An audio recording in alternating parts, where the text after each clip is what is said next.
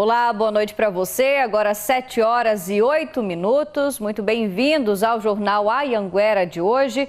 A gente começa a semana com uma notícia que aperta e dói muito no bolso do consumidor. É que a Petrobras anunciou hoje mais um aumento no preço da gasolina e também do diesel. A companhia mal repassou o reajuste para as refinarias e já tem posto de combustível que está alterando os valores nas bombas. Para quem abastece o carro praticamente todos os dias, como o Daniel, mais um aumento para o bolso preocupa. Por dia nós gastamos em torno de R$50 de gasolina por dia. Isso é só andando dentro da cidade. Na venda para as refinarias, o reajuste no valor da gasolina será de 7%, mas para o consumidor final poderá chegar a um acréscimo de 15 centavos. O diesel, reajuste de 9%. Para os motoristas, pode aumentar até 24 centavos por litro. Uma conta que nunca fecha para o Vandilson. O salário que é bom não aumenta, mas o diesel está aumentando demais, né? Aí fica meio complicado até a gente rodar, né? No acumulado do ano, o diesel já teve um aumento de até 65% e a gasolina mais de 70%. Neste reajuste de agora, a Petrobras justifica que a alteração nos valores é para garantir a estabilidade no mercado e evitar também a possibilidade de um desabastecimento no país. Assim como os demais que aconteceram anteriormente, ele é ocasionado principalmente em função do aumento do barril do petróleo no mercado internacional e também por conta da forte valorização da taxa de câmbio que a gente está tendo na economia brasileira recentemente. Em Rio Verde, muitos postos ainda não foram comunicados oficialmente do aumento. Neste aqui, a gasolina está a R$ 6,69 e o diesel R$ 5,14. Na capital Goiânia, encontramos este posto com a gasolina a R$ 7,27 o litro e o diesel quase R$ 5,30. Catalão, a gasolina é entre R$ 6,49 a R$ 6,69 e o diesel quase R$ 5,20. Em Lusiânia já tem posto que reajustou ainda nesta segunda o preço. Gasolina quase R$ 7,00 e o diesel R$ 5,09. Já em Jataí, a diferença entre os valores de um posto para outro pode chegar a 11%. Tem gasolina saindo a R$ 7,15 e diesel por mais de R$ 5,40. A gente passa num posto, olha o preço, passa em outro, vê outro preço e onde está mais acessível a gente vai e abastece. Não tem muito jeito de fugir, né, gente? O valor da cesta básica em Jataí também subiu, mais de 4%, agora nesse mês de outubro. É o que está indicando uma pesquisa que foi divulgada pelo Procon. Teve produto que aumentou mais de 180%. Para a macarronada ficar saborosa e em conta, tem que pesquisar. A diferença no preço do macarrão espaguete é de 36% de um mercado para o outro. Já do extrato de tomate, 183%. Muitos outros produtos tiveram essa diferença acima de 100%. É o caso do tomate, que pode ser encontrado de R$ 4 até R$ 10 o quilo, do pão francês, de R$ 8 até R$ 17 o quilo, e até o café pode ser encontrado pelo dobro do preço de um lugar para o outro, de R$ 8 até R$ 16. Não dá para ficar sem café, que essa aqui já levanta cedo com a caçarola da mão. A gente tem que estar comprando sempre na promoção, né, para poder ver se o dinheiro dá para comprar. E não são apenas os produtos de gênero alimentício. Os de limpeza também tiveram variação significativa. O sabão em pó de 1 quilo, por exemplo, pode ser encontrado de R$ 3,49 até R$ 9,99. Diferença de mais de 186%. Além da diferença de preços de um supermercado para o outro, a pesquisa do Procon também mostrou que o valor da cesta básica aqui em Jataí aumentou mais de 4% em comparação com o mês passado e já está custando metade do salário mínimo. Se for levar para casa só os itens da cesta básica, o jataiense vai pagar R$ 550. A Thaís já precisou até diminuir a lista de compras. A gente às vezes diminui alguma coisa, tira alguma coisa, sabe? Tipo assim, a carne já não tem condição de estar levando, né? Então assim, no final da semana às vezes nós compramos a carninha e faz a carninha para poder modificar o prato, né? Mas o ovo ficou no lugar da carne, né? O médico ginecologista Nicodemos Júnior Estanislau Moraes passa a ser considerado réu pela Justiça. Ele é investigado por crimes sexuais contra mais de 50 mulheres. O juiz da comarca de Abadiânia aceitou a denúncia do Ministério Público em relação a 3 vítimas pelo crime de estupro de vulnerável. O juiz Marcos Boechat Lopes Filho pediu pela manutenção da prisão preventiva do médico Nicodemos. A defesa tem 10 dias para recorrer. A defesa do médico diz que não vai se pronunciar sobre esse caso. E ainda falando sobre esse assunto, o Ministério Público ofereceu as primeiras denúncias contra o médico Nicodemos Júnior. Mais de 50 pacientes já registraram ocorrência contra ele por crimes, sexuais que foram praticados durante as consultas em Anápolis. A denúncia feita pelo Ministério Público em Anápolis é referente aos relatos das 3 primeiras vítimas que procuraram a Delegacia da Mulher.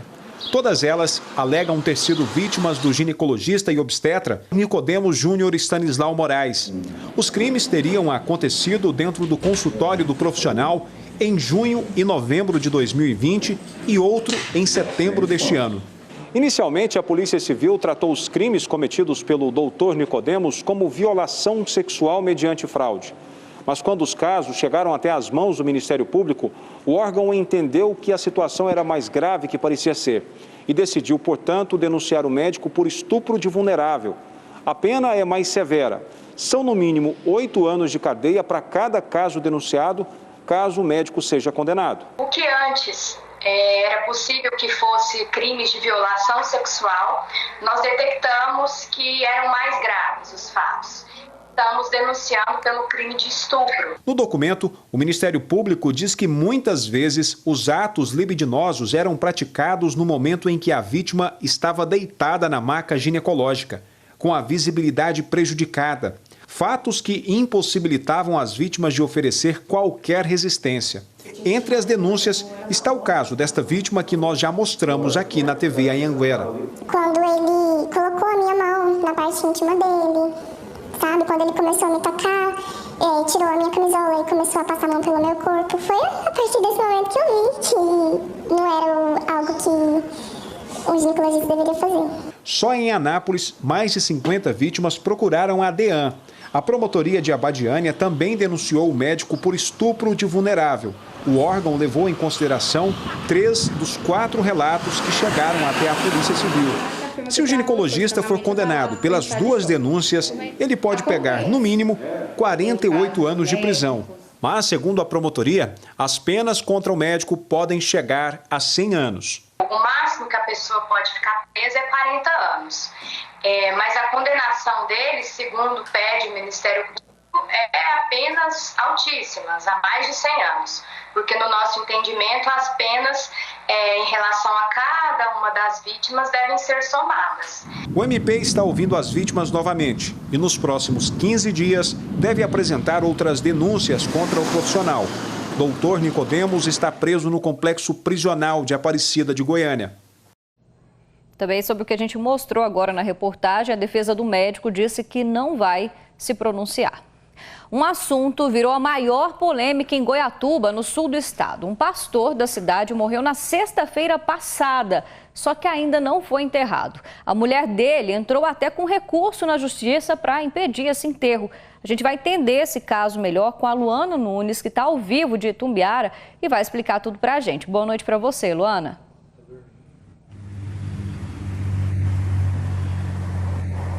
Ei, Gabi, boa noite para você e para todos. Olha só, o enterro ainda não aconteceu porque o pastor Uber Carlos Rodrigues, de 49 anos, deixou uma declaração para a família antes de morrer, pedindo para que ele não fosse sepultado até que completassem 3 dias da morte. Segundo esse documento, o pastor afirma que teria tido uma confirmação divina que ele iria voltar à vida 3 dias após a sua morte. Pelo documento, a família deveria aguardar até hoje, às 11h30 da noite. O pastor ainda deixa claro nesse documento que a integridade física dele deve ser preservada. O pastor morreu na sexta-feira em um hospital aqui de Itumbiara. Ele tinha contraído Covid há 2 meses e estava se recuperando. Nós entramos em contato com a esposa esposa do pastor. Eles eram casados há 26 anos e a esposa disse que está cumprindo um desejo do marido. Já a funerária, onde o corpo desse pastor está, desde sexta-feira da semana passada, disse que está atendendo a um pedido da família e que o corpo está sendo mantido em uma sala com refrigeração. Gabi? Certo, obrigada, viu, Luana, pelas informações.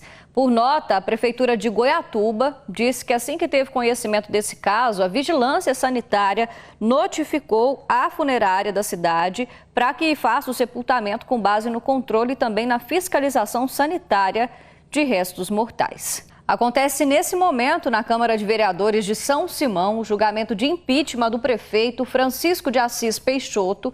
Ao vivo, Eduardo Marins, que está acompanhando tudo isso para a gente, tem os detalhes dessa sessão. Boa noite para você, Edu.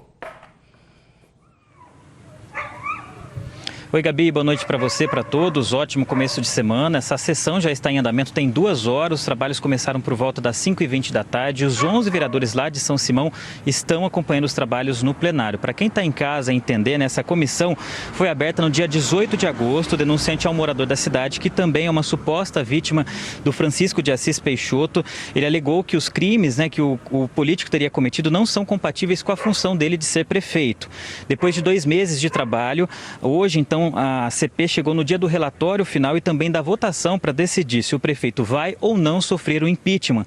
Durante o trabalho aí da CP, da Comissão Processante, algumas pessoas foram ouvidas. A gente lembra que o Assis chegou a ficar preso por quase um mês, um pouco mais de um mês, e no dia 2 de setembro recebeu a liberdade provisória e desde então o vice, o Fábio Capanema, é quem está na gestão da prefeitura. Essa sessão extraordinária, ela não tem um prazo para terminar, pode durar até 6 horas, segundo o presidente da Câmara, e para o Assis ser cassado, são precisos 8 votos a favor dessa decisão. Se isso acontecer, a Câmara de Vereadores vai publicar um decreto, então, passando a responsabilidade do município para o vice Fábio Capanema. A gente lembra que, no caso aí do Assis Peixoto, se ele for realmente cassado, ele tem o direito de recorrer desta decisão, viu, Gabi? Eu voto contigo. Obrigada pelas informações. A gente continua atualizando tudo aqui nos nossos jornais. Boa noite, viu, Edu?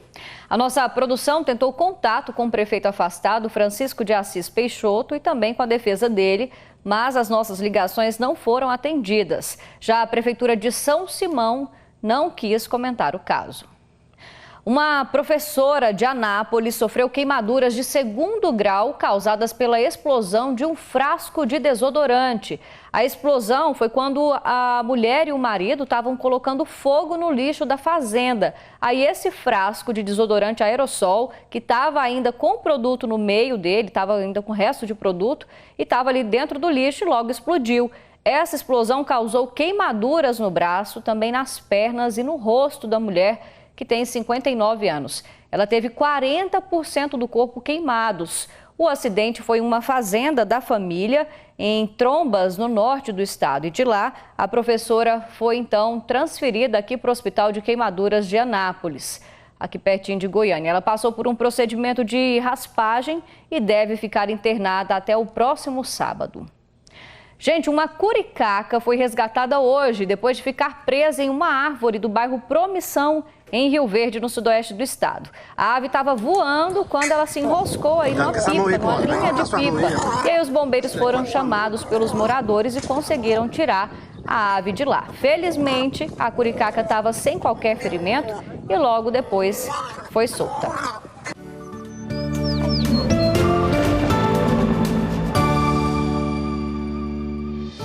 Terça-feira vai ser de tempo parcialmente nublado. Faz sol e o corredor de umidade sobre Goiás favorece a formação de mais áreas de instabilidade. Tem previsão de chuva forte, com rajadas de vento. Chove mais em Goiás inteiro, com máxima de 25 milímetros no sul. O destaque vai para Porangatu, no norte do estado, com calor de 35 graus e previsão de chuva de 10 milímetros.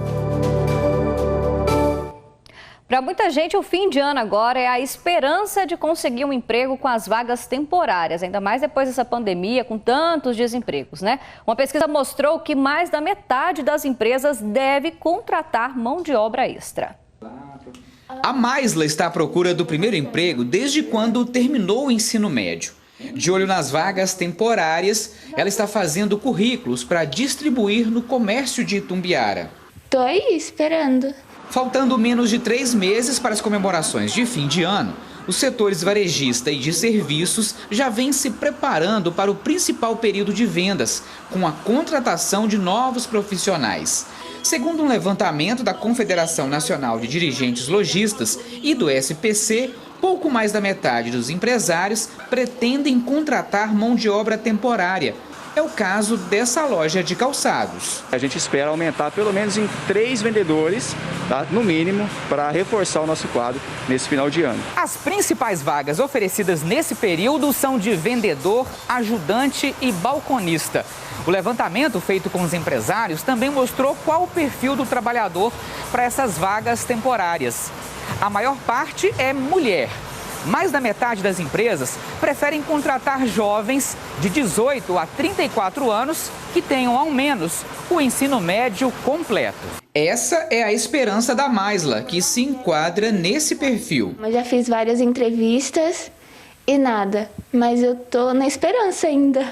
O avanço da vacinação, a retomada do comércio e dos serviços é um cenário que anima empresários e desempregados. A boa parte desses temporários, eles permanecerão, porque o comércio, ele demitiu bastante o ano passado, até nesse ano com a pandemia, mas agora está partindo para a retomada. E ao retomar, você precisa de material humano. Um juiz que concedia benefícios milionários para pessoas comuns que fingiam ser herdeiras, mas tudo isso não passava de uma grande mentira. O esquema criminoso está sendo investigado pelo Ministério Público, que já aponta a participação de pelo menos 18 pessoas nesse esquema de fraude. Num país onde a justiça é lenta, processos com dados falsos pedindo acesso a contas milionárias andavam rápido no Fórum da Pequena Corumbá de Goiás, a 100 quilômetros de Goiânia. A partir de investigações que começaram no ano passado, o Ministério Público descobriu o que chamou de um assombroso desvio da atividade fim do judiciário por meio de um conluio de advogados, de uma servidora e de um juiz, com a intenção de esvaziar contas milionárias de terceiros. Tudo baseado em documentos e narrativas falsas. Os processos falsos eram montados por um grupo de pelo menos 8 advogados. Entre eles, chama a atenção o nome de Alex Fernandes Moreira. Ele atualmente cumpre pena em regime semiaberto por fraudes em outros processos. Quando foi ouvido nesta última investigação, o ex-advogado ficou calado. Eu vou me manter em silêncio. Alex é o advogado que representou Eucrídia Barbosa no processo em que a mulher pediu reconhecimento de paternidade do francês Roger Lavalar, que morreu há 11 anos. Apresentadora de um programa de entretenimento em uma TV de Goiânia, Eucrídia conseguiu o reconhecimento e até o direito ao sobrenome do homem que nunca conheceu. 6 dias depois, ela pediu acesso às contas do francês e no mesmo dia saiu a decisão favorável. Assim, ela conseguiu colocar a mão em R$2.400.000. A sentença foi assinada pelo juiz Levine Raja Artiaga, um dos chefes da organização criminosa, segundo o Ministério Público. Dentro do núcleo judicial, ele era uma peça muito importante, porque ele era justamente a pessoa que tinha capacidade decisória para operar o esquema fraudulento. Só pela sentença do processo de Eucrídia, o juiz teria recebido R$400.000. Segundo os promotores, Levine Artiaga contava com a assessora Graciele Matias dos Santos como braço direito e se escondia atrás da figura do amigo e pastor Efraim Soares de Moura, o único do grupo com quem o juiz tinha contato. Segundo a denúncia apresentada pelos promotores, para esconder o dinheiro sujo das fraudes, o magistrado pulverizava os valores em aportes na previdência privada, aplicações e depósitos no exterior, além de ter comprado veículo de luxo e terrenos. Mesmo assim, por meio de quebras de sigilo telefônicos, fiscais e bancários, o Ministério Público conseguiu provas das atividades ilegais do juiz e de todo o restante do grupo. Segundo os promotores, o prejuízo dado pela quadrilha supera os R$18 milhões. Suspenso do cargo pelo Conselho Nacional de Justiça por fraudes processuais, o juiz Levine Artiaga entrou com pedido de aposentadoria por invalidez, processo que ainda está em análise. O futuro da carreira de Levine, segundo o Tribunal de Justiça de Goiás, será decidido nesta quarta-feira. Sobre a denúncia do Ministério Público, a Justiça ainda está recebendo as manifestações das defesas. Os processos se encontram agora na fase de defesa preliminar. E com isso, depois de as defesas terem se manifestado, há o recebimento da denúncia. A defesa do juiz Levine Raja Artiaga disse que ele foi vítima de uma quadrilha e que a falsificação dos documentos não era visível. O TJ Goiás disse que ajuizou uma ação penal contra o magistrado. A Procuradoria-Geral de Justiça de Goiás informou que está fazendo um levantamento das decisões do juiz Levine e que os promotores já encontraram pelo menos 43 ações que são ações suspeitas. Sobre os advogados, a OAB Goiás diz que já instaurou uma representação ética disciplinar e que vai analisar a suspensão preventiva deles nesta quinta-feira agora. A defesa do pastor Efraim Souza disse que está avaliando as acusações e que Efraim jamais participou de qualquer crime, que as alegações são infundadas e que provará a inocência dele. Eucrídia Barbosa negou participação e disse que não sabia do esquema. A PUC Goiás, onde Eucrídia apresentava um programa, disse que a produção era independente e que cabia à emissora somente o papel de exibir. A PUC concluiu informando que o programa já foi suspenso da grade até que tudo seja esclarecido pela Justiça. A defesa de Alex Moreira informou que aguarda a citação do réu para a apresentação de defesa prévia e que vai pedir a absolvição dele por falta de provas. Nós não conseguimos localizar a defesa de Graciele Matias dos Santos. O fim de semana, gente, foi marcado por 3 partos de emergência aqui em Goiás. Em todos eles, a atuação de policiais militares, bombeiros e também de agentes da PRF fez toda a diferença na chegada de novos goianinhos ao mundo. Olha a felicidade do sargento Danilo e soldado Xavier segurando o bebê que nasceu saudável em Cidade Ocidental. Mas até chegar a este momento da foto, eles viveram momentos de tensão. Participar de um parto diretamente assim foi a primeira vez e realmente é bastante emocionante, né? Depois de receber um chamado falando que uma mulher estava em trabalho de parto na rua, os 2 policiais seguiram para o local. Segundo a ocorrência, eles tentaram chamar o SAMU, mas a ambulância estava quebrada. Como os bombeiros também não atenderam, o jeito foi colocar a mulher no carro e seguir para o hospital. Toda a ação foi gravada pela câmera instalada dentro do carro da PM. Os policiais tentam acalmar a mulher que está deitada no banco de trás. Calma, senhora, calma, tenta manter a calma. Só que o bebê não quis esperar e nasceu dentro do carro mesmo. Mãe e filho foram levados para o hospital. E como estava tudo bem com os 2, receberam alta no domingo mesmo. Os 2 policiais não veem a hora de rever o menino que ganhou o nome de Luiz Miguel. A gente espera lá reencontrar ela, né, e ver aquela criança tão bonita que a gente viu naquele dia. E nesse fim de semana teve outros bebês apressadinhos também. Em Abadia de Goiás, agentes da Polícia Rodoviária Federal ajudaram no parto de um menino. O pai parou no poço para pedir ajuda porque a mulher estava em trabalho de parto. A criança nasceu lá mesmo. Depois, a PRF acompanhou a família até o hospital de Abadia de Goiás. Em Aparecida de Goiânia, militares do Corpo de Bombeiros também tiveram que ajudar em um parto. A criança nasceu dentro da ambulância. Em seguida, mãe e filho foram levados ao hospital. Hora da nossa imagem do dia, que é de uma ação que a gente não gostaria de que acontecesse em lugar nenhum, muito menos, gente, numa igreja. Um homem chegou no pátio da Catedral de Santana, no centro de Anápolis, e ficou observando. Aí depois ele entra na igreja, faz até o sinal da cruz ali, como se estivesse, rezando. Só que aí ele sai de lá e furta uma bicicleta, essa daí que estava no pátio. Ele nem se incomodou com as câmeras, de segurança, subiu nessa bicicleta e foi embora tranquilamente. O verdadeiro dono, que assistia a uma celebração, foi surpreendido quando saiu e não encontrou essa bicicleta onde ele tinha deixado. Tá tudo errado, né, gente? Ó, pra vocês aí de casa, uma ótima noite, viu? Hoje com imagens de Rio Verde. Eu te espero por aqui amanhã. Descanse bastante. Até lá.